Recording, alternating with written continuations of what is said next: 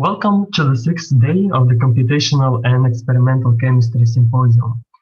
The symposium is dedicated to bringing together the computational simulation community and experimental researchers to exchange scientific ideas and to learn the current state-of-the-art modeling, analytical, and numerical tools together with advanced experimental techniques. We hope that our attendees, colleagues, and their families are safe in the ongoing COVID-19 pandemic.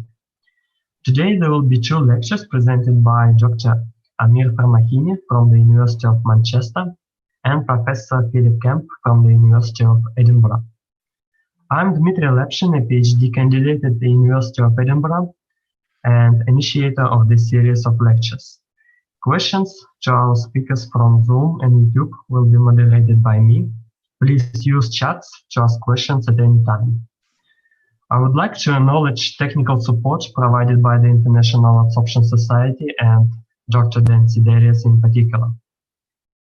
Now I would like to introduce the first speaker, Dr. Amir Farmahini.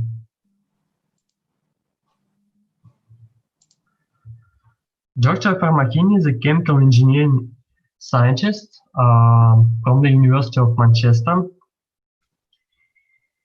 He specializes in separation process technology, computational chemistry, and molecular systems engineering. Amir's research interests span across multiscale and multi-physics modeling and simulation of chemical engineering systems. His research is related to separation process technologies, materials design and optimization, electrochemical energy storage, and nanofluidics. With this, I would like to give the word to Dr. Amir Farmahini. Thank you very much, Dimitri. Can you hear me? Can you see my video without any problem? So, Amir, you can now share your screen. Yeah, just give me a second.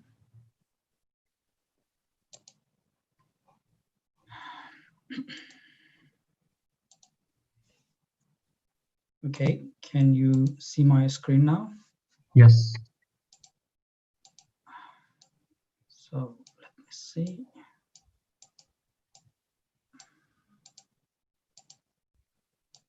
Okay. Is everything all right? Can I start? Yes. Okay. Thank you very much, Dimitri. Also, thanks for organizing this wonderful symposium. I hope all my colleagues and friends and viewers of my presentation from around the world are doing well. Today, I'm going to talk about multi-scale simulation of vacuum syringe adsorption processes for materials screening in the context of post-combustion carbon capture. I think one of the original idea of this presentation was to have a series of educative talks for especially postgraduate and PhD students. And as Dimitri has pointed out a few times, a large portion of our registered viewers are from this group. Because of that, I have,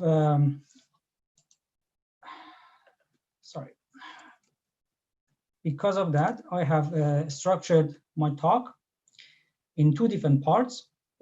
So the first part, I will basically introduce the concept of multi-scale simulation of VSA, PSA systems in a very simple way. So I will only explain the basics.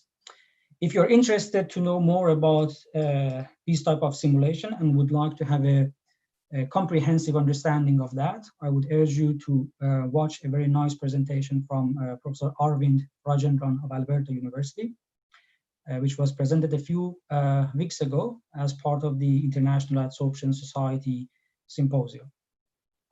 In the second part of my presentation, which is related to some of the recent research and publications from myself and my colleagues, I will talk about efficient optimization strategies in process-driven screening of porous materials. So I think with that, I can jump right away into the presentation. So what is materials screening and why do we need to do computational screening. Okay, I'm sure as many of you know, a materials space is very diverse.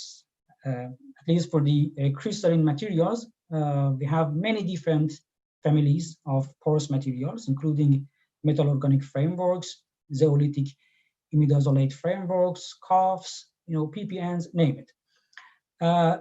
These diversity, first of all, provides us with a very rich geometric and chemical phase space to explore for different separation applications, but at the same time, it poses a challenge. So if you are interested to know what is the best material candidate for a particular application, particular separation application, and in this case for post-combustion carbon capture, basically you need to test all these materials. And we have hundreds of thousands of them. So as just an example, for metal organic frameworks, we have 100,000 experimentally synthesized material. And we have more than 3 million hypothetical porous materials from various families. So this is not something that we can do experimentally. That's why we need to do simulation. We need to have efficient simulation tools and techniques to do the screening.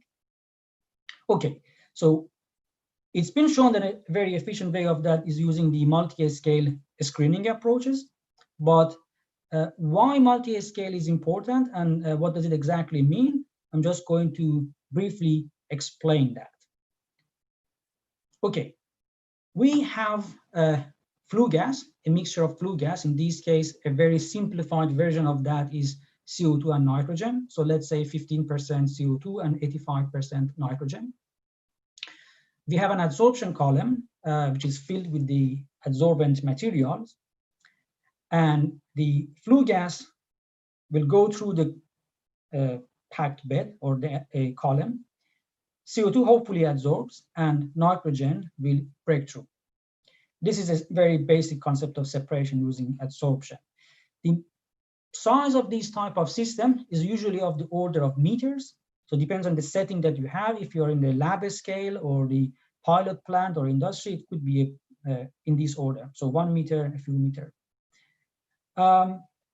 We obviously use these systems in a stepwise and cyclic manner. So we have to adsorb and regenerate the bed and prepare the bed. So the cycle you see here is a 4-step vacuum swing adsorption cycle that I will get back to that later and will explain it. But this is the process I'm using in this study. So we have the adsorption column, and then this adsorption column is filled with adsorbent materials, as we call it, adsorbent pellets. They are in the form of material beads, and they are a few millimeter in size. However, this is not even the most fundamental particle that we are dealing with in this type of multi-scale simulations.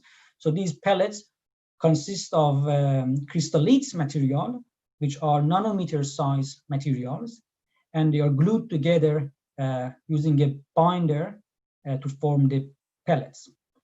Okay, so as you can see, we have a multi-scale problem.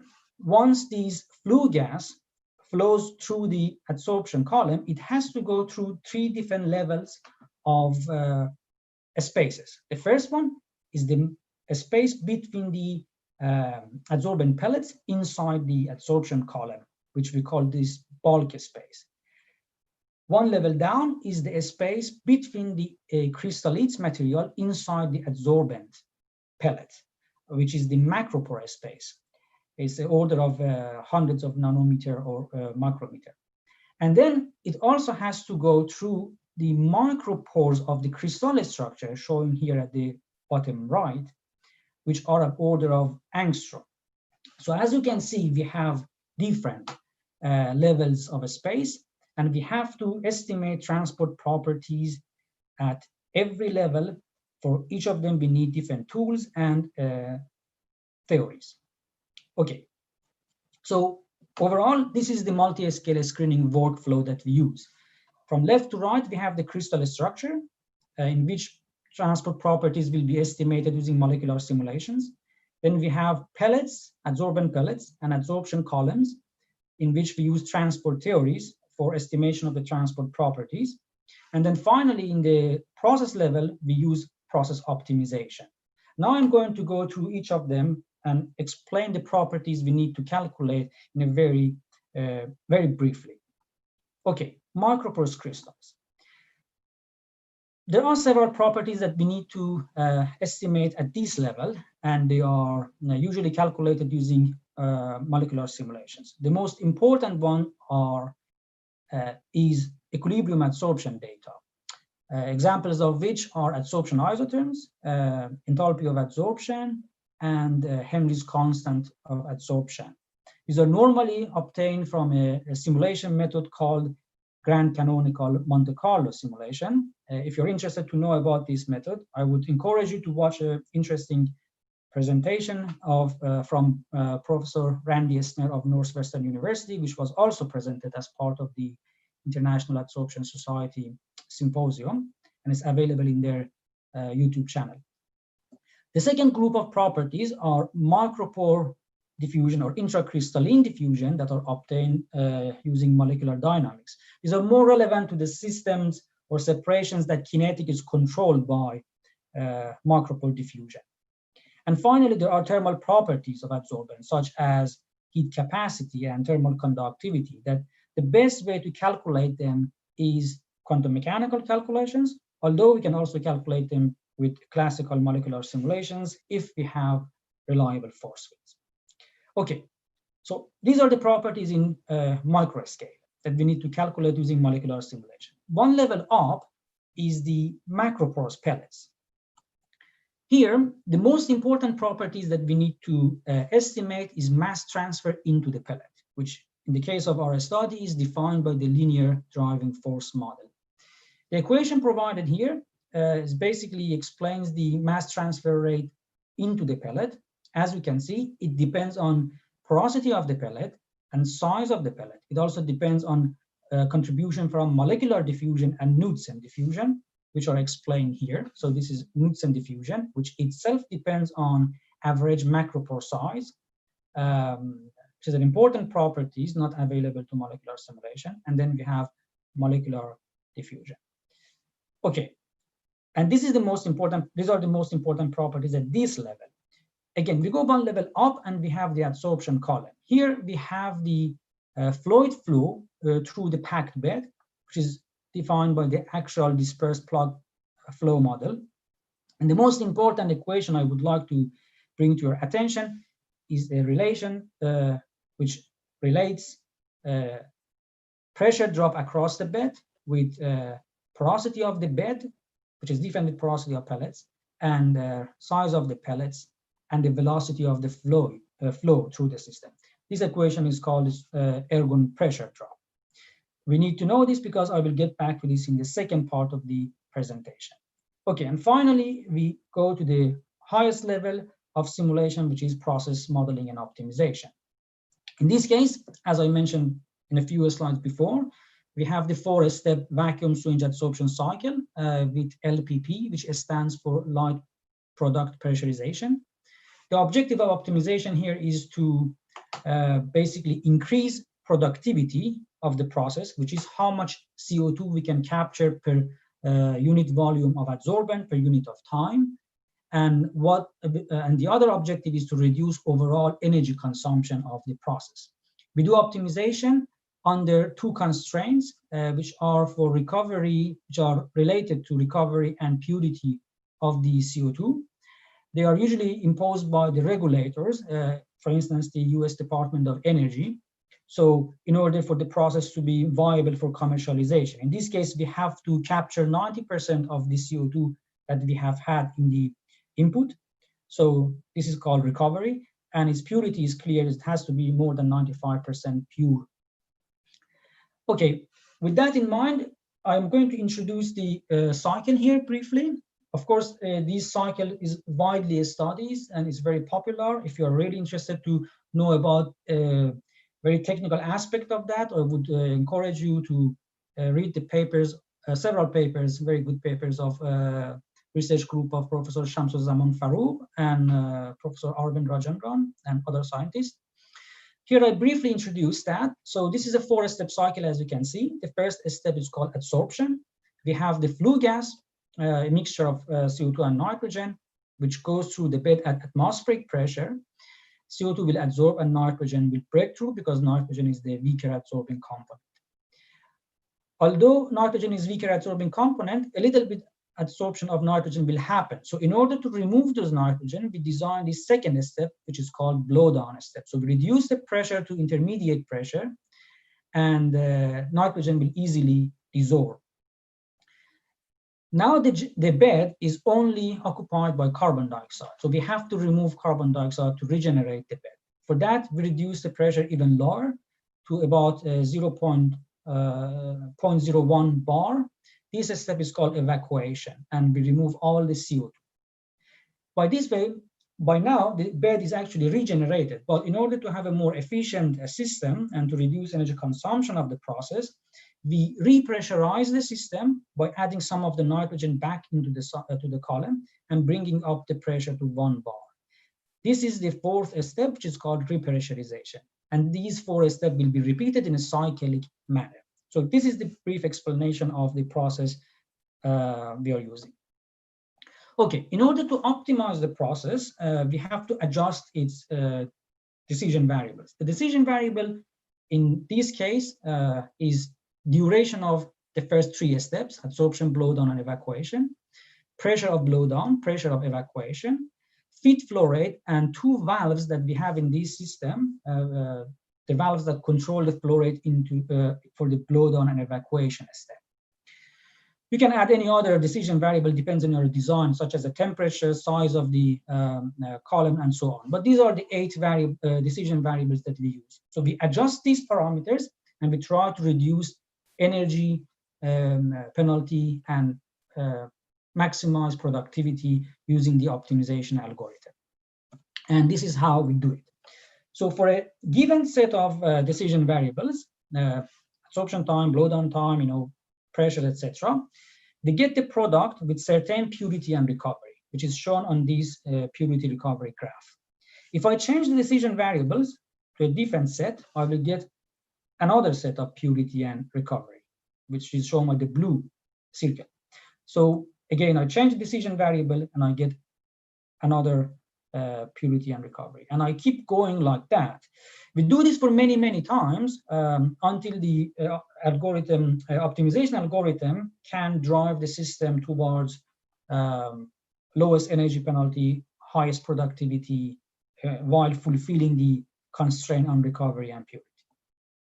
Okay, once the optimization is converged, we basically select the points or the circuit configurations that fulfill the criteria on purity and recovery. And we look at their energy versus productivity graph. As you can see, the cloud of point here form a front, an imaginary line shown by red here, which is called the pareto front. This is basically the metric that we use to compare performance of different materials. It tells you what are the best cycle configuration to achieve the minimum energy penalty and productivity. As you can see, the objectives or the minimum energy penalty and maximum productivity are not only one point, they are a set of points, and depends on your design policy which one you choose, right? So if you don't want to pay much, you end up with a low productivity, so low energy penalty and cost. But if you need high productivity, then you have to pay the price for that because you use a lot of energy. So anyhow, this is the curve that we use to compare performance of material, Pareto front, or the trade-off curve between productivity and energy penalty. Okay, here I'm showing basically an exact example of Pareto front obtained for silicon 1 in our simulation. So at the left, you have the schematic picture, and in the right, we have the actual simulation result. So this is about 10,000 configuration from process optimization. All these points have met 95% purity and 90% recovery, and the Pareto front is shown by the green, right?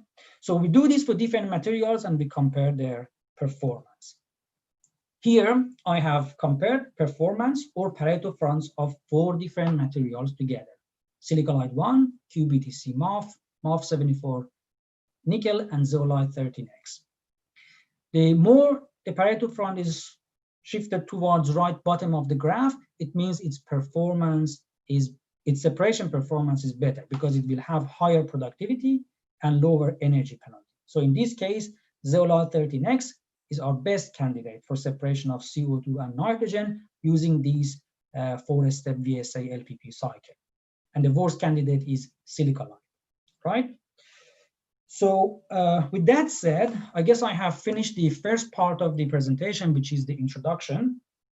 Now I can go ahead and present some of the results from our recent research and publications on efficient optimization strategies in process-driven screening of porous materials.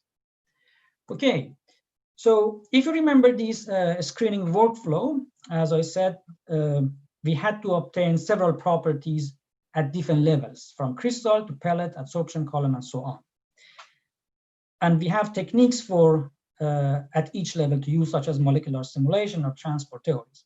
However, there are certain properties that we cannot actually calculate them in computer. We have no tools and no theory for that. We have to somehow estimate or guess them based on the experience that we have from experimental system. 3 important parameters are average macro pore diameter, pellet size, and pellet porosity. These are not a standard. We don't have any standard, for instance, for pellet size or pellet morphology. You only can measure them once you have the sample. So we don't know them in priori when we do the screening in computer. Today, I'm going to focus on the last 2 parameters, pellet size and pellet porosity, to try to understand its effect on efficiency of the process and consistency of the materials screening results.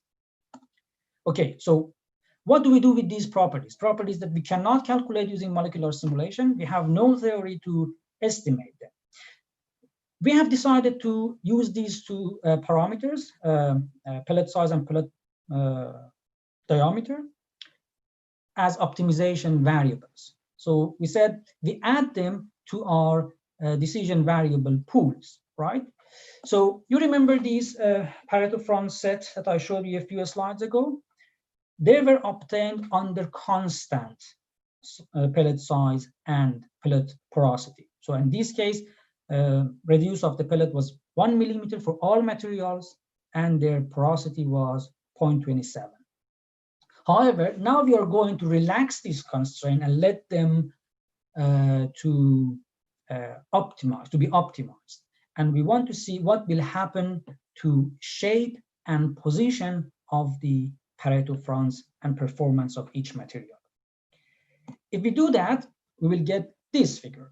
Here, every color represents one material. So blue is always silicalide 1, black is QBTC, and so on.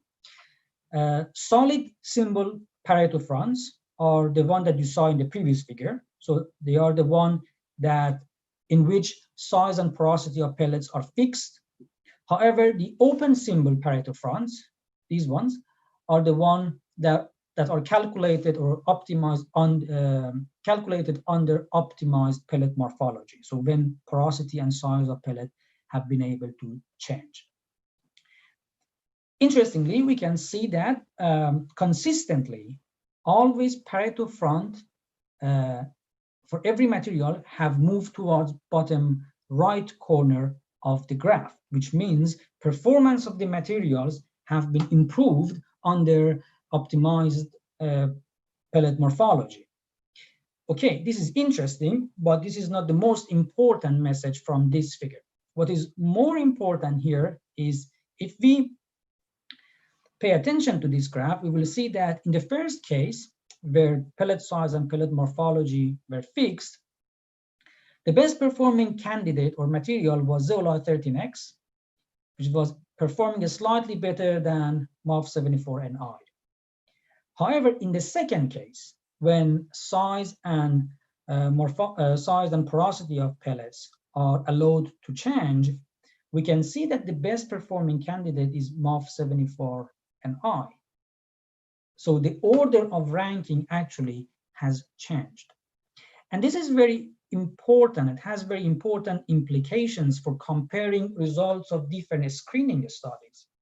Because unless we treat these two parameters consistently, we cannot compare the results from different screenings.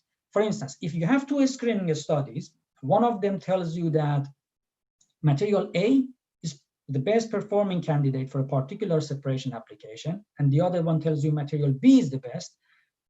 From this figure is clear, unless the size and porosity of pellets are treated consistently, we cannot really compare the results of two screening. Okay, now that we have observed this, we would like to understand what are the distribution of these two properties look like. And for that, I have made this graph. So these are basically the same Pareto fronts which are obtained under optimized pellet size and pellet porosity. In the left, color represents distribution of pellet diameter, and on the right, colors represent distribution of pellet porosity. So I start with the left figure. As we can see, regardless of the material, always pellet diameter varies in a very narrow range between 2 to 3 millimeter. So although pellet diameter is allowed to vary between almost 0.5 to 5 millimeter, we can see it always lands on a very narrow range between 2 and 3. That's interesting. And if I go to figure on the right side and check the pellet porosity, I would see almost the same behavior. So we have a few, outliers, the green ones here, but they are very few. So more than 90% of the cycle configurations for every material, if you look, you will see the pellet porosity is between 0.5 and 0.7, although it is allowed to vary in much wider range, all right? So this is interesting. When we did this study, we didn't expect to see that, but it seems that there is some sort of universality for values of pellet size and pellet porosity. So in order to understand them better and see why is it happening and what are the implications, we go back to these two equations that I had in the first part of my presentation. Okay, the figure on the left is mass transfer ratio into the pellet, and in the right is the ergon pressure drop, which is the relation of pressure drop with velocity of the flow and size of the pellet. Okay, I start with the left. If we remember, we can see the mass transfer into the pellet is a function of porosity and size of the pellet, which means if we increase the size of the pellet, mass transfer rate into the pellet will reduce. So the resistance to mass transfer will increase, right? However, the same thing, so increasing size of the pellet will reduce pressure drop, which is favorable for the process. So it seems there's two effects for the same phenomenon, right? And these two effects will compete with each other during the process. At the same time, if we increase porosity of the pellet, the mass transfer will increase. So resistance to mass transfer will be less, which is good. We can get to the equilibrium state faster, but we can do this up to a certain point, because at some point, if we keep increasing the porosity, at some point there won't be enough active material in the column to absorb anything. So it will start, at some point it will start to have a negative effect. So with this just simple thinking and justification, we can see that the increase or playing around with size and porosity of pellet can have positive, negative effects which compete with each other. Okay, and that may reflect itself in the universal range of parameters that we obtain for size and porosity of pellet, as shown in the previous slide. Right. Now we start to think, okay, so we have diffusion through the pellet, which is driven by this relation. And then we have the flow through the packed bed, which is also related to pressure drop and size of the particles. If we wanted to see how these two different phenomena compete with each other, intuitively thinking, we can hypothesize, right? Intuitively thinking, we can say if diffusion into the pellet is very fast, much faster compared to flow convection through the packed bed, in that case, our productivity will drop because all CO2 will absorb maybe by half of the adsorption column, and some part of the adsorption column will not even be used. So this is a negative effect, right? On the other hand, if we assume the opposite case, if we assume that convection through the packed bed is much faster than diffusion into the pellet, in that case, CO2 will break through before it's actually absorbed completely, right? So there should be a balance between these two. So it seems that the optimizer tries to optimize these two in order to get the maximum mass transfer ratio into the pellet, while prevents the breakthrough and optimize the pressure drop, right? So therefore, in order to compare these two phenomena and capture their competition, we said maybe we should look at the time constant related to diffusion into the pellet and convection through the bed. And that's I'm going to explain now.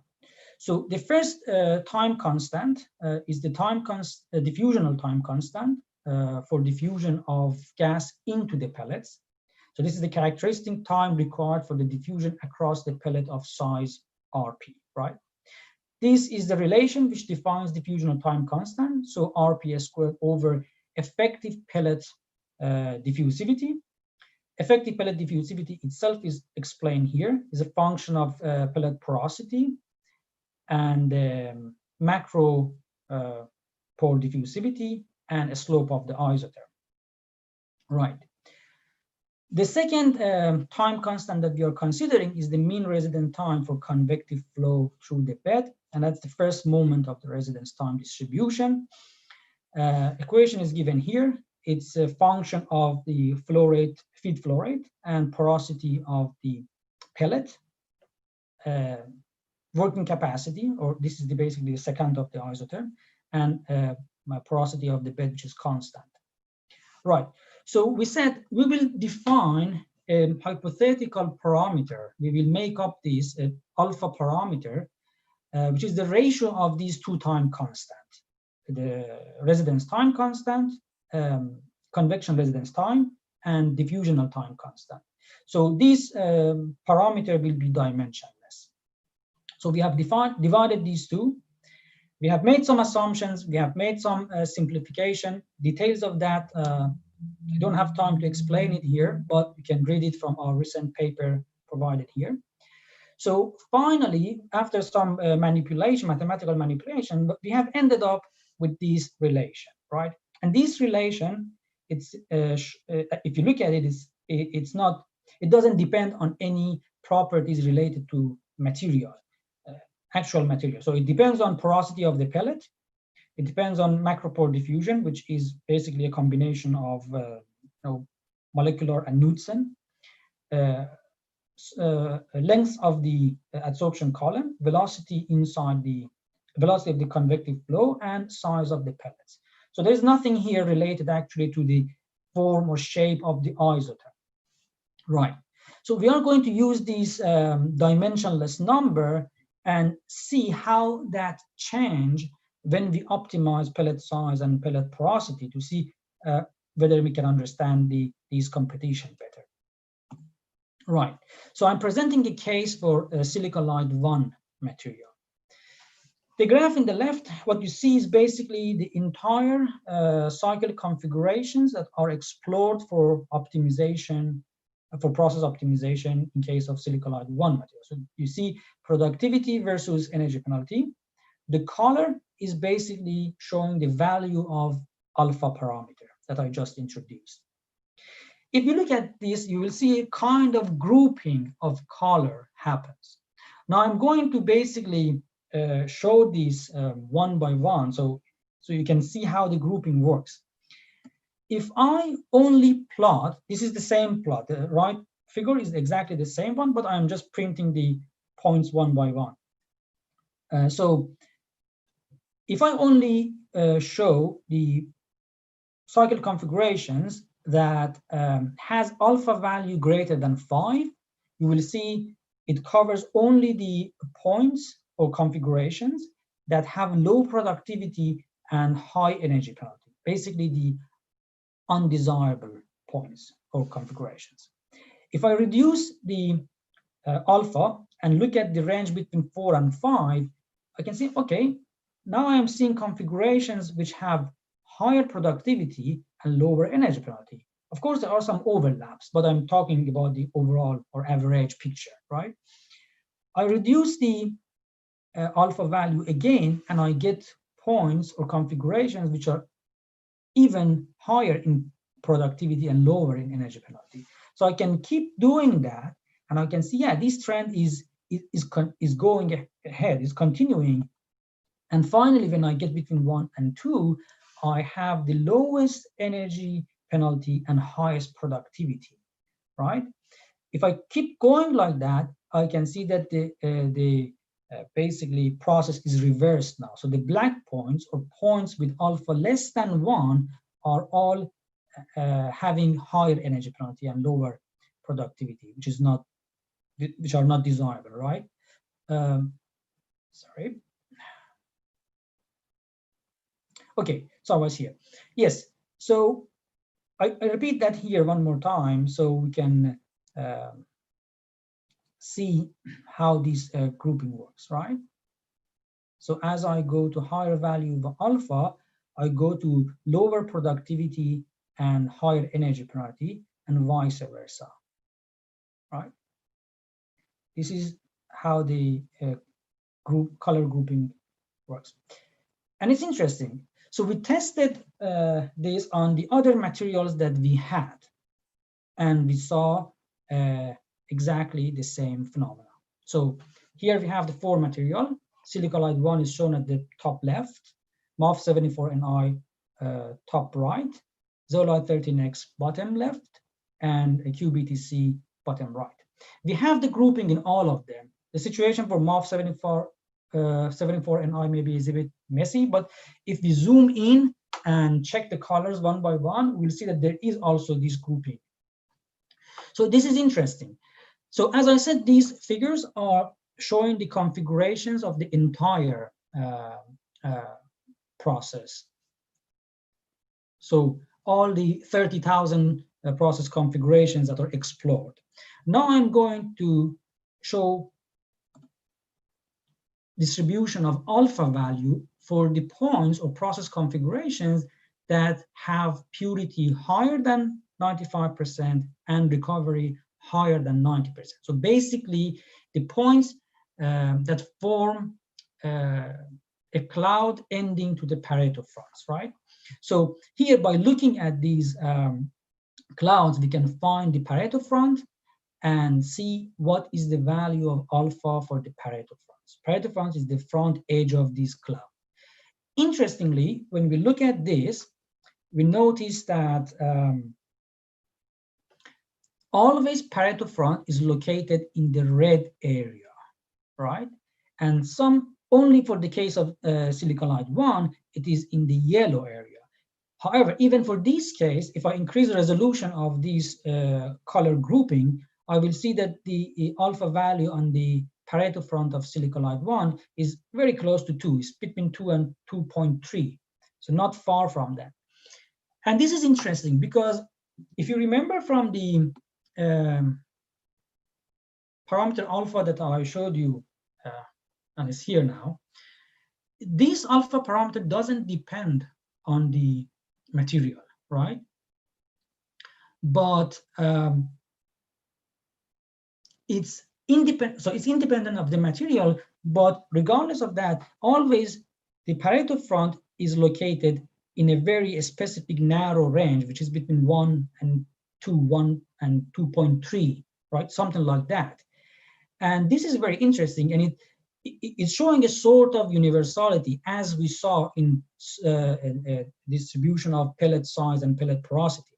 And these are the parameters which are here. Okay, so we have a dimensionless parameter, which is at the same time universal, at least within these 4 materials. So I'm not claiming that this is going to be the case for all the materials that we know. So it needs to be investigated, but we believe that might be the case for other material as well.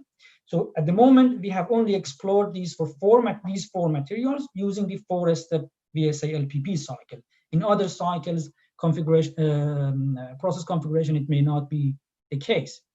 But even here, it's very interesting because we have used these 4-step VSA LPP cycle.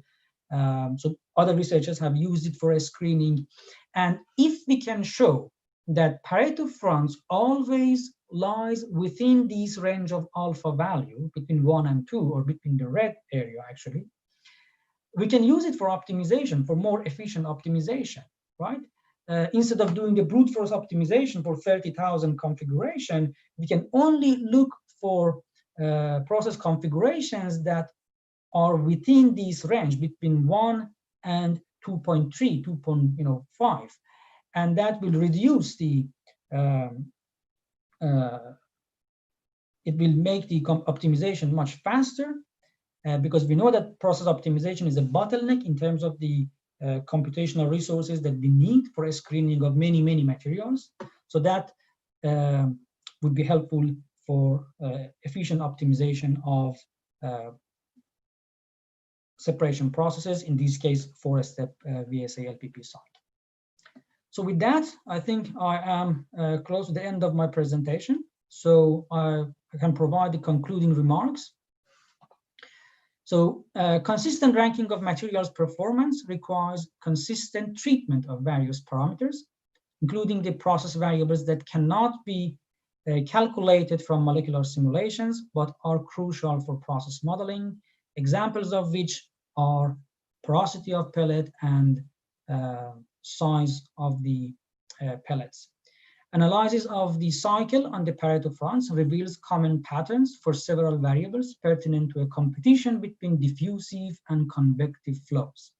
This competition can be captured in a universal dimensionless parameter whose application can improve the efficiency of the optimization algorithms and the screening process. If you're interested to know more about this and details of our simulations and studies, please refer to our recent publications. We have 2 recent publications which are related to this presentation. At the end, I'd also like to acknowledge my colleagues and funding and computational resources that I have used for this project. And by that, I think I can thank you, and I'm happy to start taking questions if there's any. Thank you very much. Thank you, Amir. I would like to ask our participants if they have questions. Please use both chats.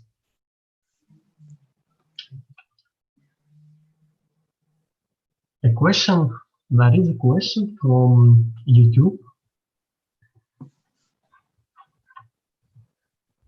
So let me just read it.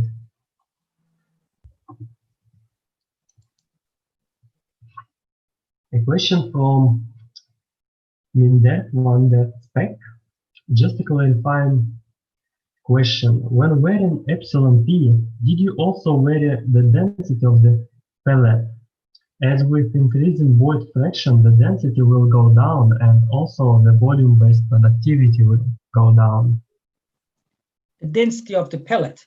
No, the density, because density basically is density of the crystal that we use in the simulations. Density of the pellet is calculated basically from density of the crystal and porosity of pellet, right? So density of the crystal is fixed, but density of the pellet, of course, will change because we are changing size and porosity of pellet. And we do these simultaneously. So of course, density of pellet would change, right? But density of the crystal, which is used in calculation of the adsorption is not changed. All right.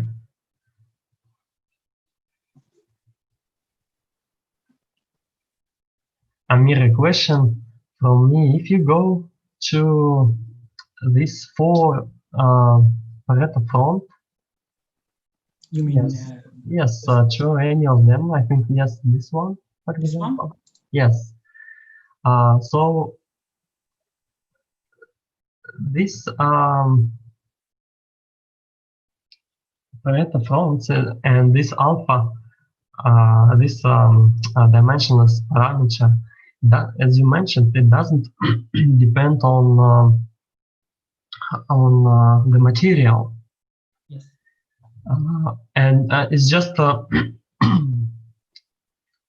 my question is that however this the pareto front of each of this material, the shape, let's say, they depend on, as you can see, from the material. Yes. And however, if to look at productivity and energy penalty, they're kind of within the same numbers for these four materials, somewhere between, for example, productivity is somewhere between 1 and 1.5, and energy penalty is also varies from 15 and up to 20, more or less. I just wondered, this range of productivity and energy penalty, is it could it be like a could these numbers be universal for different porous materials? No, I mean, productivity, energy penalty cannot be universal, because if they were, what would be the point of a screening, right? It basically means that if that were the case, it basically means that all materials would have the same performance and there would be no need for a screening. No, that's not the case. So it's maybe because we only have studied 4 materials, but if you look at the screening studies that have a larger pool of material, such as the study of group of Professor Shamsuzzaman Farooq, I think, and Professor Arvind Rajendran, Professor Randy Esner. So if you look at all those, you will see that there is wider differences and larger diversity.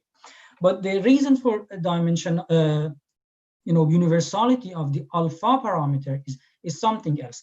If you refer to our paper, we have explained and tried to kind of explain why this is happening.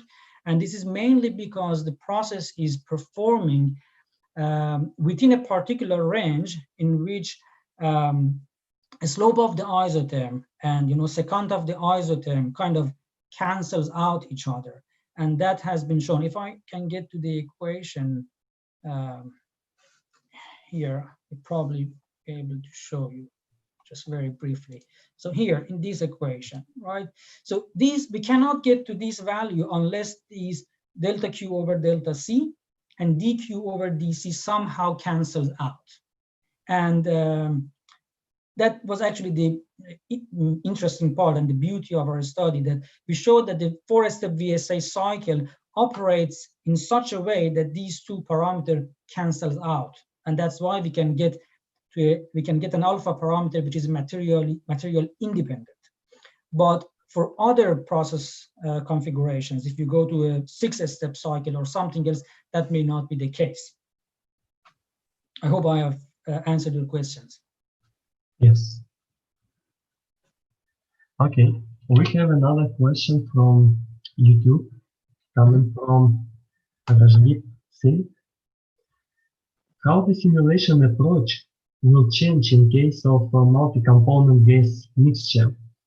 Hydrogen from syngas mixture, for example. Additionally, is it possible to take competitive adsorption into account? Well, competitive adsorption is always taken into account. So basically, although we use pure component of adsorption as input, what is being actually calculated is the competitive isotherm in the actual process modeling. So yes, competitive adsorption isotherms are always taken into account, but this is I think the answer to the first part. And the second part, if you use other components or more or multi-component mixture, would the picture change?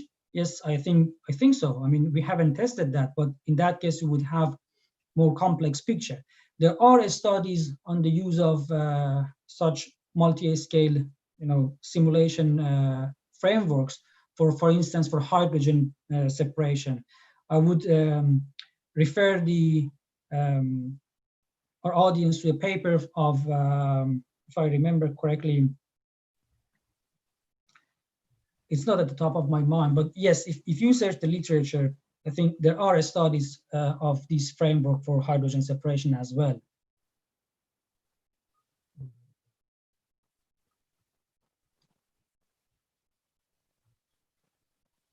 Right? Yes, I'm just waiting if there are additional questions. I think the study I just remembered, that is the study by Professor Tina Duren. So if you refer, that's from 2013, you will see the use of same platform for separation of hydrogen.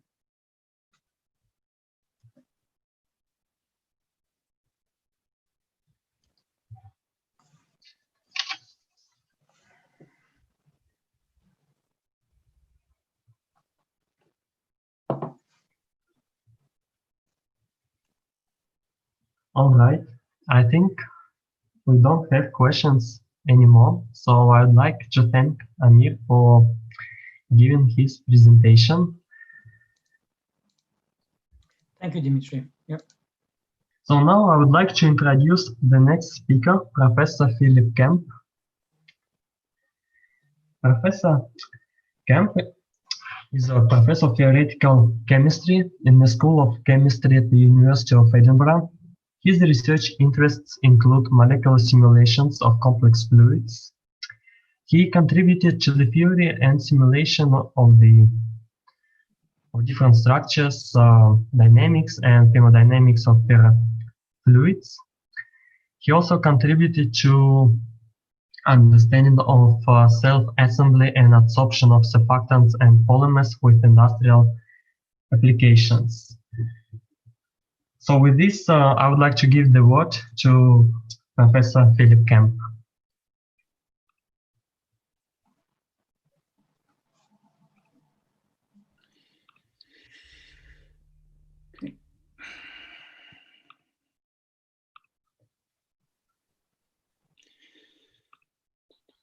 Okay, is that visible? Yes. Okay. We can hear and can see your presentation. Fantastic. Okay, well, hello everyone. It's my pleasure to round off this symposium on computational and experimental chemistry. First of all, I want to thank Dimitri for organising this, actually organising it twice. Once assuming that we'd all meet up in Edinburgh, and then switching everything online. He's done a great job, so thanks a lot, Dimitri. Molodiets. Okay, so my presentation, I want to tell you a bit about how we can combine simulation and experiment to look at solid-liquid interfaces, including processes like adsorption, and in particular, looking at processes which are relevant to industrial applications. So everything I'm going to tell you has been done with industrial collaborators. And the key thing here is that we're trying to match up simulation with experiment in a complementary way. Okay, so what's the industrial application? What's the problem that we're trying to understand? Well, we're trying to control friction and wear at solid-liquid interfaces. And these processes, things like friction and wear, are bad. So we're trying to reduce friction and increase fuel efficiency, thereby reduce emissions. We're trying to reduce wear so that we can increase the lifetime of engines and moving parts and these sorts of things. And so these are very worthy causes. And although I'll be talking mainly about the context of engines, there are always moving parts in lots of devices. And so this problem isn't going to go away. We're always going to have to control things like friction and wear between solids, and doing that by using liquids. And so the solid-liquid interface is absolutely critical in controlling those phenomena. So, so the sort of range of problems that we're interested in, so things like engines, but also electric motors, hybrid motors. The marine sector is not something that's going to be electrified anytime soon. Things like wind turbines have got lots of, got moving parts. And so all of these applications involve friction and wear, and that's what we're trying to control. The study of these sorts of problems is difficult. So on the top left there, you can see someone fiddling about with an engine. A crucial part of any sort of lubrication problem is doing engine tests. These are extremely time consuming and very expensive. And then you've got to take apart the engines afterwards and see what happens. So we should be able to go about this sort of problem a bit smarter by using sort of advanced experimental techniques and complementing that with simulations. Okay, so so the problem we're trying to tackle then is how to control friction and wear with lubricating liquids. And so just as an example of this application, just think about a combustion engine. So there are many moving parts, and there are parts where friction really does play an important role. So for example, in the piston rings and piston liner, in the crankshaft, and also the valves, which allow ingress of fuel into the combustion chamber. These sorts of areas are under very high loads and very high shear rates. And so at the bottom of this slide, I'm indicating that we're looking at pressures of up to, well, in fact, exceeding gigapascals, right? 10,000 atmospheres. So the pressures between these parts, the loads, are absolutely astronomical. The shear rates, so this is sliding speed divided by separation between surfaces. Again, there are some astronomical numbers. These can go up to 10 to the 7 inverse seconds. So the interior of an engine is quite an extreme environment. So we're trying to control friction between these surfaces, and we do that with lubricants. And so here I've just tried to indicate what are the typical ingredients. So you've got a base oil, that's about 80%. Viscosity modifiers, just to make sure that the viscosity of the oil doesn't change too much with temperature. Dispersants, so these keep soot dispersed in the oil. Detergents, these neutralize any acids. Anti-wear compounds, like these zinc compounds, these form sort of glassy pads on the surfaces and stop wear. And then one of the additives that I've highlighted here is friction modifiers. And so these things are obviously directly linked to increasing fuel efficiency by decreasing frictional losses between moving parts. So this is a sort of problem that we're trying to tackle. It's a very complex problem. We've got solid surfaces lubricated by complex liquids, and so this is what we're trying to understand. Now, in terms of friction, there's several different aspects we've got to think about. So when surfaces are quite well separated, you've got quite a lot of lubricant in between, and the friction there is mainly hydrodynamic. So it's really a property of the sort of bulk oil. But if you put these things under high load, then you get a very high contact between surfaces, and now the molecules, the additive molecules, really do come into play, and they can control friction. So when we think about how to control friction between surfaces, you might think of a sort of picture like this. So this is from molecular dynamics simulations of solid-liquid interface. We've got some iron oxide surfaces, top and bottom. We've got some base oil shown in gold, and then the blue molecules, these sort of magic friction modifier molecules, which adsorb on the surface and somehow control the liquid-solid interface and reduce friction. These additive molecules are typically sort of surfactant-like molecules, relatively simple, that adsorb on surfaces. So this is a very sort of idealized view of how additives might control friction. But we've got to remember that the situation is much more complex, and actually the surfaces are very rough. And so just to give you an idea of how rough these surfaces are, I want to show you a sort of photo, or a couple of photos, of a typical summer's day in Scotland. And imagine having these mountains, which are of about 1,000 meters high, and then rubbing two of those mountains together. And it's the blades of grass on the top of the mountains which are actually controlling the friction. So that brings home the sort of scale of what we're doing here. We've got rough surfaces, and the roughness could be on the order of microns, but we're controlling friction with additive molecules which are maybe 2 nanometers long.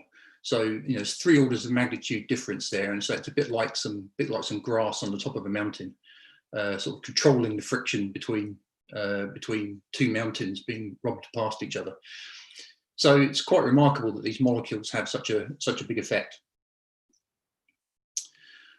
Okay, so what am I aiming to do in this talk? Well, there are a few aspects of liquids and solid liquid interfaces which have big effects on friction, and I want to show you how you can tackle these sorts of problems by combining simulations, molecular simulations, and some experimental techniques.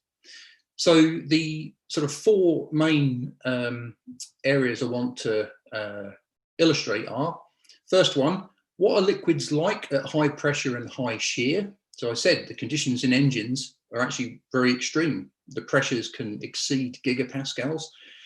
So even before we think about the interface, what's the liquid doing? Now we're going to put some additives into the oil. So what do the additives do? Do they just dissolve, or do they do something else? What happens when you put that solution of additive and oil at a solid liquid interface? And then finally, how do all of these factors affect the friction, which is after all what we want from the engineering point of view. So I'm just going to go through each of these things in turn and just give you a sort of flavor of what's going on and how we can combine simulation and experiment to understand how these things work. So the first one is, what are liquids like at high pressure? And I'm going to start off by telling you about an experiment. So the experiment's done on a simple model of a base oil. I mean, the oils used in lubricants are very polydispersed. They're very complex mixtures, but we want to keep things simple here. So we're going to look at a molecule called squalane. It's got the average molecular weight and the average viscosity of base oils, many base oils. And the experiment that's done is to put that oil in between 2 diamonds, seal it off with a gasket, and then push very hard. And the reason for using diamonds is that you can then do imaging or even scattering or diffraction through the sample at very, very high pressures.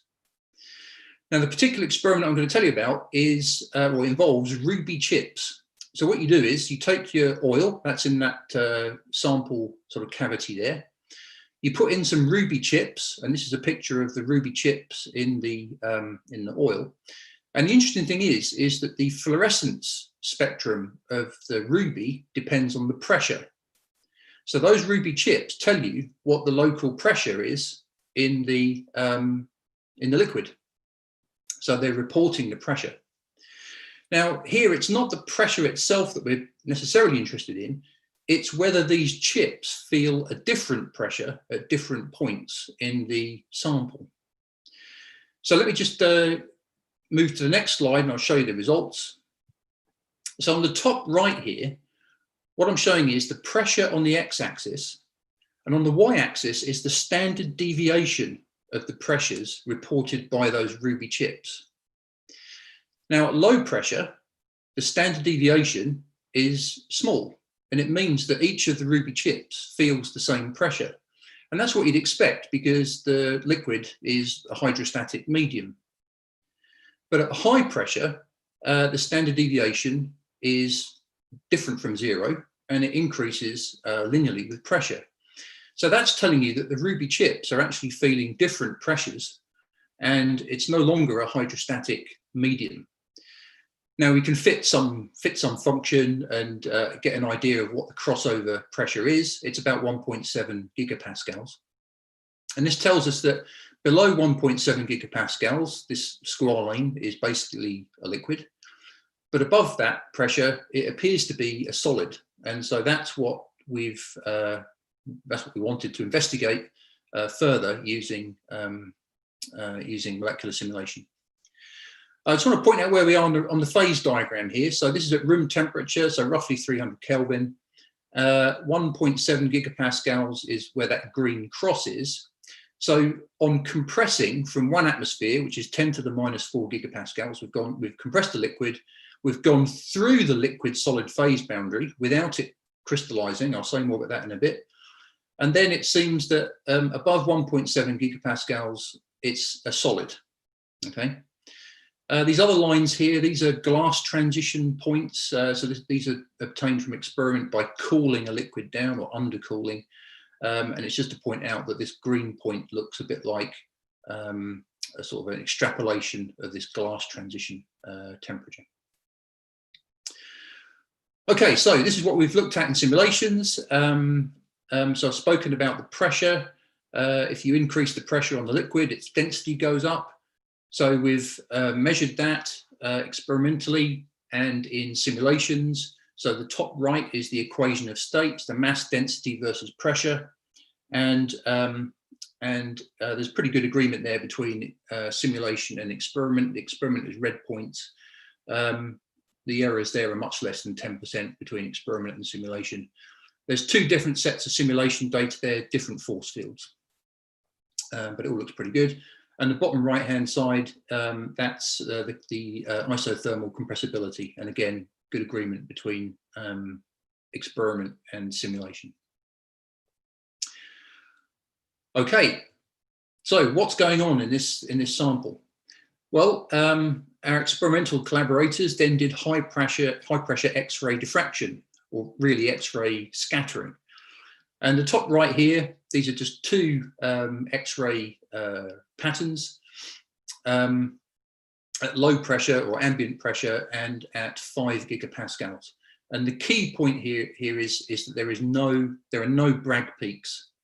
No Bragg peaks means there's no crystallization, and that means that the sample has stayed amorphous. So it appears to have gone solid, but it stayed as a disordered amorphous structure. We can compare simulation and experiments. That's what we've done at the bottom right here.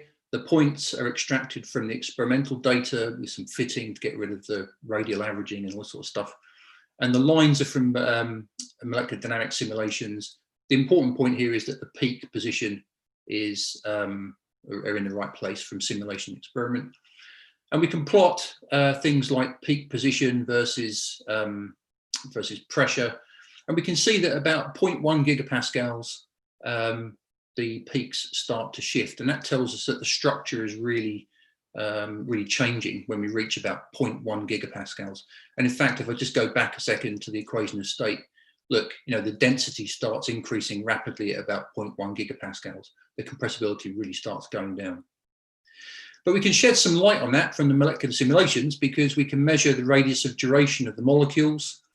And as we increase the pressure, the radius of gyration first increases a little bit, the molecules kind of stretch out, and then they seem to collapse and they form hairpin and hockey stick shaped conformations.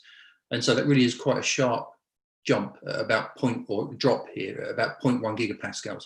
So as we're pushing on this liquid, the molecules eventually start to fold up, and then we start seeing an increase in density and all this kind of thing.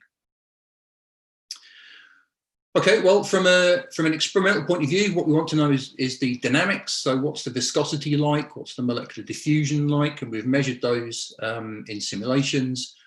So we've measured the self-diffusion coefficient by measuring the mean square displacement, and we thereby get the diffusion coefficient versus pressure. Again, you can see the diffusion coefficient really starts to drop at about 0.1 gigapascals.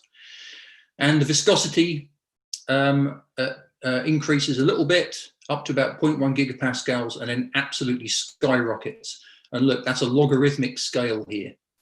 So 1 gigapascal, the viscosity is about 10 to the power of 9 millipascal seconds. And to put that in context, the viscosity of peanut butter is about 10 to the power 6 on this scale. And the viscosity of bitumen or pitch is about 10 to the power of 11. And so the oil in an engine is reaching a viscosity somewhere in between that at various points in the engine, up to gigapascals. So the bottom line here is that when you squeeze on a liquid, and if you exceed 0.1 gigapascals, the liquid compresses, the molecules collapse, and the viscosity increases extremely rapidly. And that's something that's very important to know when you're trying to understand and design new lubricants. Okay, so that's just the liquid. Now, what happens when we put additives in? Okay, so I'm going to show you what happens with a very common friction modifier. So the friction modifier here is glycerol monooleate. It's got a fatty acid tail and a polar head group. So you can see it's just like a sort of surfactant. And we're going to put these molecules into N-heptane. I'll explain why we're looking at heptane in a second. So I'm going to show you a movie. These space-filling molecules here, these are the glycerol monooleate molecules. The red atoms are the oxygens on the head group. And then the heptane is shown in these sort of glassy blue stick representations, just so we can see what the glycerol monooleate is doing. So this is from a completely sort of random, disordered initial configuration. And we're now just going to do the molecular dynamics. This will take something like 10 nanoseconds, simulated time. And I'm going to try and stop the movie at just the right time. So we started off with a disordered structure, glycerol monooleate sort of spread out evenly in the solution. But as we see time going on, we're starting to see some association. And in fact, just before we get to the end of this movie, you'll see that this thing has formed a kind of an aggregate.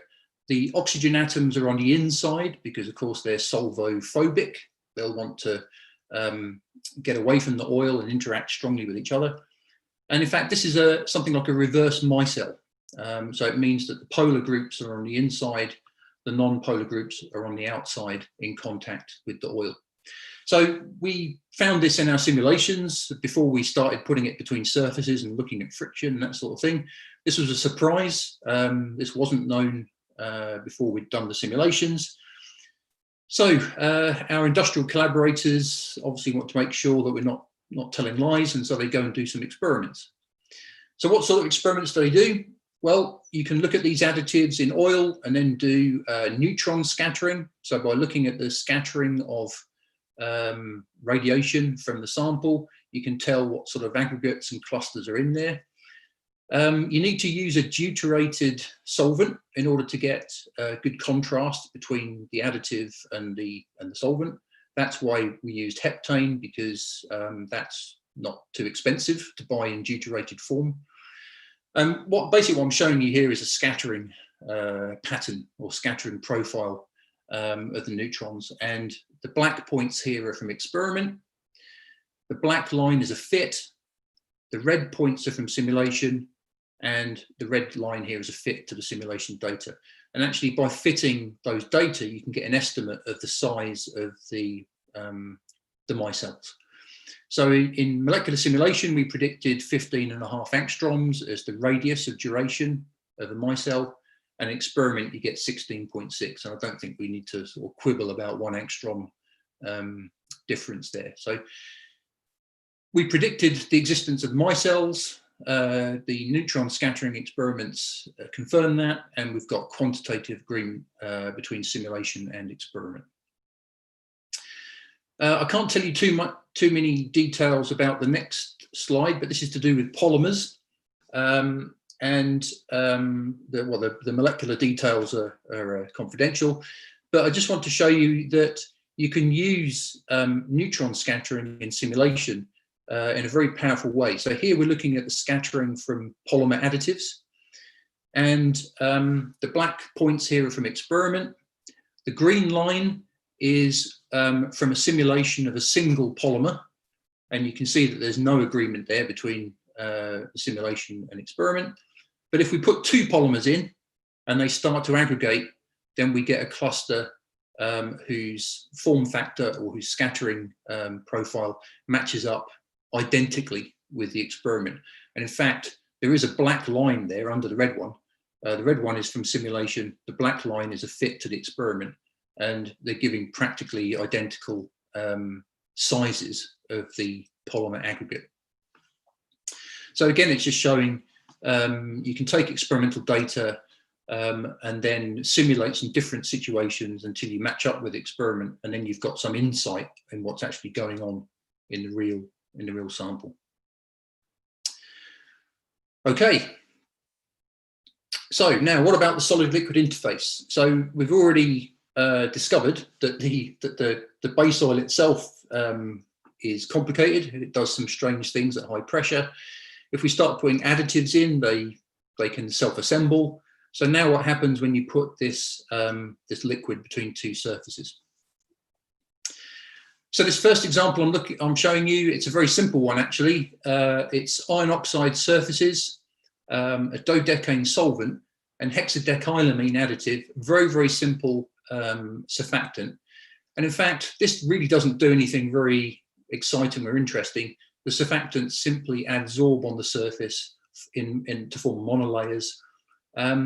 But this is just showing that we can predict the properties of those monolayers very accurately as compared to experiments. Now, the experiments are really, really challenging, but some frequency generation spectroscopy, polarized neutron reflectometry, these sorts of techniques can give you information on the thickness of the adsorbed layer, but also things like how tilted the molecules are with respect to the surface. And these are things we can get from simulation. And this is just pointing out that in experiment, you get a film thickness of 16 or 20 angstroms, depends which way the wind's blowing that day. In the simulation, we get a 15 angstrom thick layer, and then it starts to sort of decay away and to 20 angstroms. So that's a sort of interface between the oil and the solid surface. So good agreement there. And then even things like average molecular tilt. I mean, there'll be big error bars there on the experimental value. But again, you know, we've got the structure and thickness of that adsorbed film basically spot on. Okay, now what about more complex cases? So what happens if we've got micelles? So just think back a couple of slides. Glycerol monoleate likes to form reverse micelles. What happens when you put those near a surface? Well, the answer is quite a lot. So on the left, I'm just showing with the red atoms here, these are the oxygen atoms in the head group of the glycerol monoleate. And you can see it does a couple of different things. It can stay as a reverse micelle in the solution, in the liquid, or it can also just kind of flatten down on a surface and form it's called a hemimicelle. So these micelles themselves can adsorb on the surface while still retaining that self-assembled structure. If you really increase the pressure, or if you really squeeze out enough of the liquid in between, then you can get the molecules to sort of form a layer. But the basic message here is there's a lot going on at this solid liquid interface when you've got surfactant type molecules which can themselves self-assemble. Okay, last example I want to show you at the solid liquid interface. So this is actually not to do with oils, but I just want to illustrate an experimental technique and how we can link up with simulation. So the specific system we're looking at here is this surfactant DDAB. So there's two non-polar tails, an ammonium head group, and a bromine or bromide counter ion, and these are in water, and then that solution is confined between mica surfaces. Now this is a great system to look at experimentally because mica surfaces are very flat, and you can do you can carry out techniques such as neutron reflectometry, which basically involves bouncing specular reflection of neutrons off surfaces, and you can get you can extract what's going on at the surface. It's a bit like scattering, but now you're reflecting off surfaces, not scattering through a bulk sample. So what I want to point out here is we can simulate the system. So here we've got mica. The DDAB actually forms a bilayer. So the blue atoms here are the nitrogens. So we've got the cationic nitrogens adsorbed on the mica and also in contact with aqueous solution. And then the non-polar tails are stuck inside because it's a bilayer. This stuff in the middle is just excess, so don't worry about that. And we've got two surfaces, okay, so we've got two bilayers. And by knowing where the atoms are with respect to the mica surface, we can predict the neutron reflectivity profile. It's a bit like what we've done with neutron scattering. And so what I want to show here in the bottom right is a comparison between simulation and experiment. The blue and the green, this is just what you get when you've got a mica water interface, and you can see simulation and experiment absolutely bang on. And then when you put the surfactant in and it forms these bilayers at the surface, again, you know, the agreement is basically perfect. But the big difference here is that although in experiment you can't resolve things on the molecular level, we can in the simulation. And so we can see that the bilayer is by no means a perfect bilayer. The first layer is actually densely packed, the tails are densely packed, but the second part of the bilayer is actually quite weakly absorbed. And you can see that there's a sort of a gap between, or cavity between, the first layer and the second layer of the bilayer. And also this, the layer in contact with the solution, the tails of the surfactant molecules are kind of laying on top of the first layer. They're not interdigitating and they're not perpendicular to the surface. So these are details that you would never get from, you'd never be able to resolve from experiment, but we can see in the simulation. But so I do want to emphasize here that you wouldn't be able to give any weight to these sorts of pictures unless you could demonstrate that it's consistent with the experiment. Okay, so you know, we've got a structure which matches up with experiment, and then we can delve into the details. Okay, so that's a very, very powerful technique, and we're starting to move, we're starting to apply that now to sort of oily liquids at the solid liquid interface as well. Okay, now what about friction? Okay, so this is now the sort of punchline. How do the phenomena that I've described so far impact on friction? So I said at the very beginning, well, you put a liquid under high pressure and it becomes amorphous and very, very viscous. And so we can measure the impact of that on the friction coefficient. So we take, in our molecular dynamics simulations, two iron oxide surfaces, shove in our lubricant, apply a high load, apply a shear. So we're moving the surfaces with respect to each other. we're shearing the liquid. And so here we're looking at a film thickness of over 100 angstroms and looking at various sliding speeds. And by this, in this way, we can change the shear rate. So what I want to show here is a comparison again between experiment and simulation. So experiments are typically limited to low shear rates. So that means thick films and low sliding speeds. Whereas the strength of simulation is going to thin films and high sliding speeds. And so we've got two complementary regimes, but in fact we can meet up in the middle. And that's what's showing here. That's what's shown here. We've got experimental data, simulated data, and we're making contact between the two. So that's great from an engineering point of view, where we can now start screening lubricants. Okay, what happens when we start putting additives? So I'll try not to sort of labour this too much. So here we're looking at our friend here, glycerol monoleate, a friction modifier. And what we were looking at here was what happens in the engine when those additive molecules start to oxidize or degrade. And so in our simulations, we started off with pristine glycerol monoleate, and then we just started converting that into oxidation products. So things like oleic acid and glycerol. What happens to the friction? And this graph at the bottom right shows you what happens. So here we've always got 10 weight% of the additive in the oil. And what I'm plotting here is the change in friction coefficient as we reduce the amount of GMO and increase the amount of oxidation products. And all I want to point out here is that as the glycerol monoleate is degraded, the friction coefficient goes up. All right, and that's bad, obviously. But we can understand it, because it turns out that in GMO, this is telling us where the GMO molecules are with respect to the surface. The surface is at the left and the right of this graph here.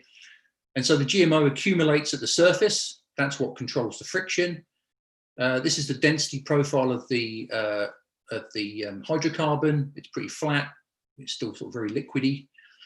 But if we then start taking out GMO and putting in things like oleic acid, well, those things start to desorb from the surface, and you see much more structuring in the hydrocarbon. So we're starting to now solidify or crystallize the oil, and that's what's giving us an increase in friction coefficient. So we can understand these things by knowing what the molecules are doing right at the solid liquid interface. Okay, last example. This is now starting to move, or in an attempt to move towards realistic formulations. So at the start of the talk, I was talking about all the different additives that you can put into oils. Friction modifier is certainly one of them, but there are other things. And dispersants, for example, keep soot molecules in solution, stop them from going onto surfaces and grinding holes or pits into the surfaces. And so what happens when you put those two things together? What happens to the friction coefficient? So here we're looking at one end, 10 weight% friction modifier. At the other end, this would be 10 weight% dispersant. And then in between, we're taking out dispersant and adding in friction modifier. And this is showing is that there's a minimum friction coefficient at about 7.5 weight% friction modifier, 2.5 weight% dispersant. It tells you that there are cooperative interactions between these different additives. And so although everything I've shown you up to now has been very sort of idealized and clean, we've got to recognize that these materials are very complex mixtures and that there are cooperative interactions between additives. And indeed, there can also be negative interactions as well. So that's the direction that we're moving in now, putting in more additives and seeing what the interactions are like. Okay, so I think I'm almost done now. So I hope I've given you some insights into how we can tackle some of these key questions to do with solid liquid interfaces and controlling friction. So what are liquids like at high pressure and high shear? Short answer is they're very viscous, but they remain amorphous. Could say they go glassy, but don't get too carried away there. People start getting excited when you talk about glass transitions. But it's very, very high viscosity and still amorphous. It doesn't crystallize. What do the additives do? They self-assemble. They don't just dissolve. You now put those at a solid liquid interface. Yes, they can adsorb, but they can also self-assemble. And then all of those factors can affect friction substantially. So I've just given you some pointers there to where we've published this work. Rather than giving you the citations, if you like, you can just go on our group website or drop me a line if you want to know more. And so to finish up, I just want to thank a lot of people who've done the work. So first of all, my group in Edinburgh on the simulation side. Rui and Angie are working on polymer additives. Ian is working on high pressure lubricants and surfactant-like additives. And then this is my current group. Previous students, Josh, Michael and Georgia were working on reverse micelle formation. On the experimental side, so Colin Pullum's group in Edinburgh does the high pressure work with Zhao Zhao and Oleg. Experimental collaborators in Cambridge have been doing the neutron reflectivity and other surface techniques for looking at adsorbed film structure. And then, of course, our industrial collaborators at BP and Infinium. So we work very closely with these people. They're doing their own sort of in-house experiments and also experiments at central facilities, the results of which I've shown you in this presentation. So it really is fantastic collaboration. So that's it. Thanks for listening, and thanks again to Dimitri for organising the symposium. Thank you, Professor Kemp, for your lecture. I would like to ask our participants if they have questions, please ask using both chats. A question from Lev Sarkisov: how were simulated neutron reflectivity results obtained, imitating neutron scattering? How they're obtained from the simulation? Yes. Yeah. So from neutron scattering, so what we're calculating is the form factor. So if you know, it's a bit like the structure factor in bulk liquids, but now you're just restricting, it's the Fourier transform of the atom density within the cluster. And that's what's measured in the neutron scattering experiment. So you're scattering radiation from density fluctuations in the system. And so from the simulation side, we know where the atoms are. So we know what the atom density is. We can calculate the Fourier transform of that directly. And that's related directly to the neutron scattering profile. It's the same sort of thing with, it's a similar sort of thing with neutron reflectivity. You need to know what the density and cross-section, scattering cross-section of atoms are with respect to the surface. And the calculation involves looking at the transmission and reflection from each plane of atoms, if you like. And again, it basically comes down to a Fourier transform of the density profile, but weighted by the scattering cross sections of the different atoms. So yeah, it all comes down to Fourier transforms of the density of atoms, and because we know where the atoms are, we can calculate the density profile, and then it's really just Fourier transforming. I'm sweeping a lot of messy details under the carpet, but that's basically what it is. Okay, thank you. I was wondering, what's the temperature of these simulations? So that varies. So in an engine, you're typically looking at over 100 degrees C. Basically, the temperature in the simulations will match up with the experiment. If it's an engine test, then obviously you run at engine conditions. There are some standard lubricant tests which are normally run at 140 degrees C. But then, of course, the more complex experiments, so things like reflectivity, scattering, these are done at room temperature. So yeah, the temperature is going to range from ambient up to 140. But it just depends whether we're trying to match up with an engine test or whether we're trying to match up with, you know, a more complex experiment, which is done at room temperature.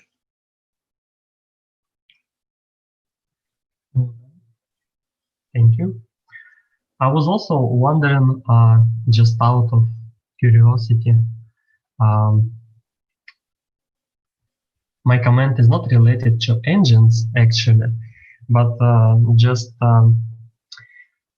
lubricants are also used for different parts that work in harsh conditions where temperature is changing from, let's say, minus 50 to plus 50 degrees Celsius, for example, in Arctic conditions. And I was just wondering if there are any studies, or maybe you have done some studies on how these significant temperature changes influence the interface and how this, let's say, lubrication effect changes. Yep. Depending on the temperature. Yep. So that kind of, that range of temperature opens up, you know, massive can of worms. So so just thinking about the kind of friction modifier additives from this talk. So temperature is going to affect the amount of adsorption,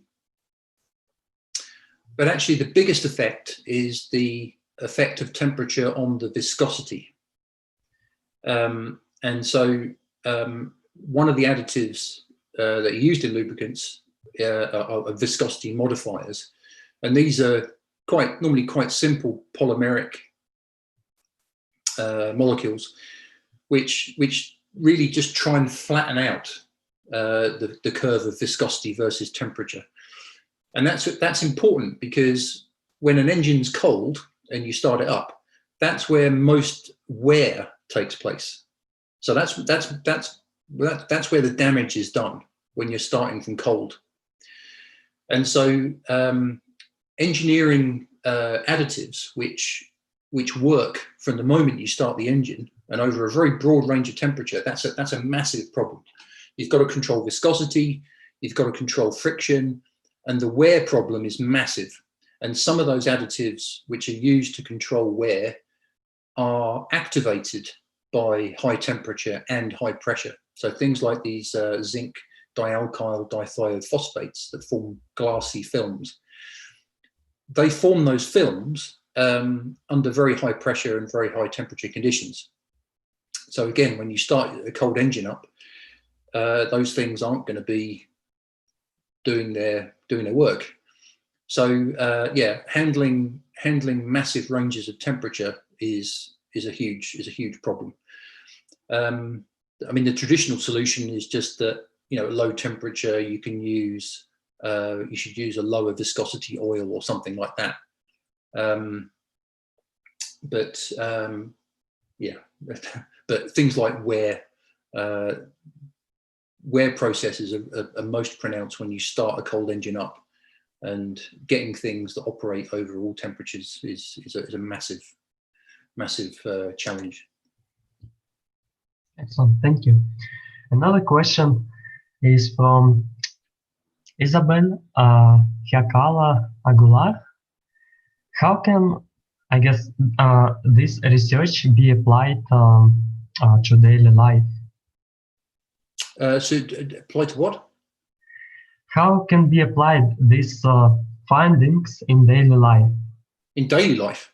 Yes.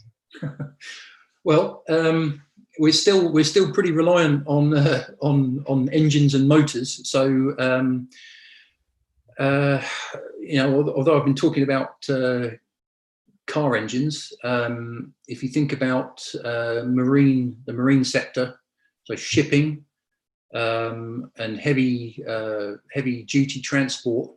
I mean, modern life. Well, we couldn't sustain modern life without stuff being transported around, and certainly at the moment, the marine sector, heavy duty transport, they're comparable to passenger transport in terms of the lubricant market. But of course, as time goes on, the passenger transport sector is going to go down, or at least for combustion engines, and so things like shipping and heavy transport are still going to be there, and you could argue they're still going to be growing.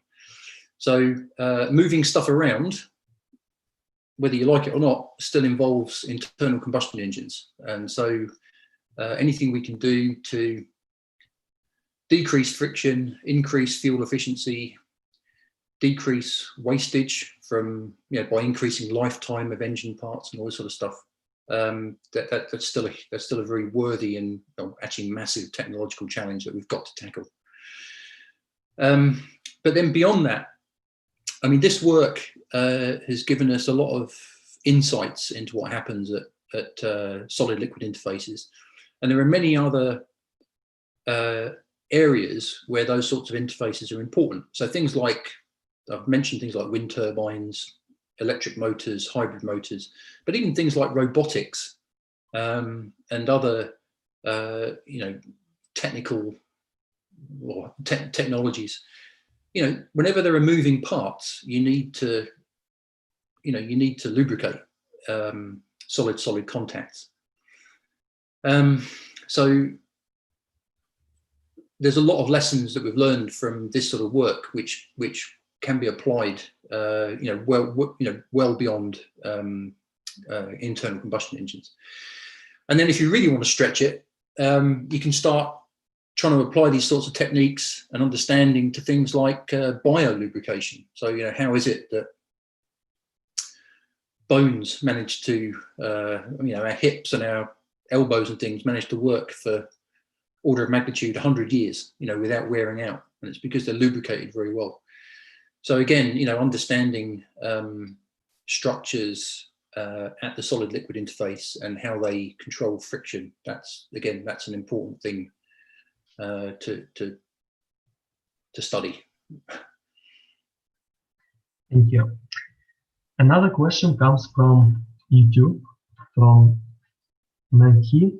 Does the solid surface in simulation reflect the real situation, real surface roughness, or is it based on an ideal model, flat and smooth? Yeah, very good question. So just go back to this to this slide. So if you look at the top right here, those are two rough surfaces. But the point is that the contact, so that's called an asperity contact. Even though the surfaces are very rough, and that roughness could be in the order of microns, the fact is that the contact area between the solids can be very, or the distance between the surfaces there can be very, very small. So even though the surfaces are very rough, where the asperity contacts are can be locally quite smooth. Now, I absolutely hold my hands up and say, well, the simulations are limited to very small contact areas, and so we can't simulate this sort of situation directly where we've got both rough surfaces and then locally smooth surfaces in contact. That's called the mixed lubrication regime, and that's still a huge sort of outstanding challenge in tribology, in friction. But we can at least say something about those contacts. That's the first point. The second point is that from the experimental point of view, our experimental colleagues work very hard to make smooth surfaces. And so techniques like neutron reflectivity really do rely on having smooth surfaces. Okay, so I mentioned when we were looking at this mica system, mica is a great substrate for this stuff because you can cleave the crystal structure and make very smooth surfaces with very low roughness, and then you can actually get something interesting out of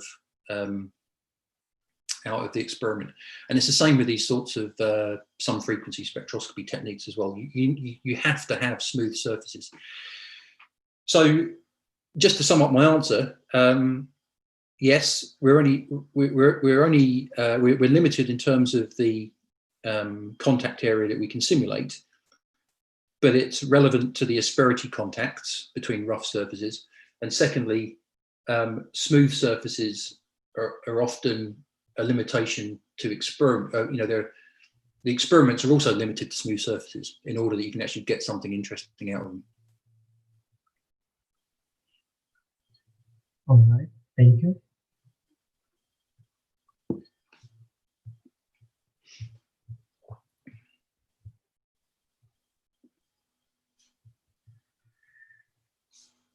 I think we don't have questions anymore. So thank you, Professor Kemp, for giving this lecture. Thanks to you, Dimitri.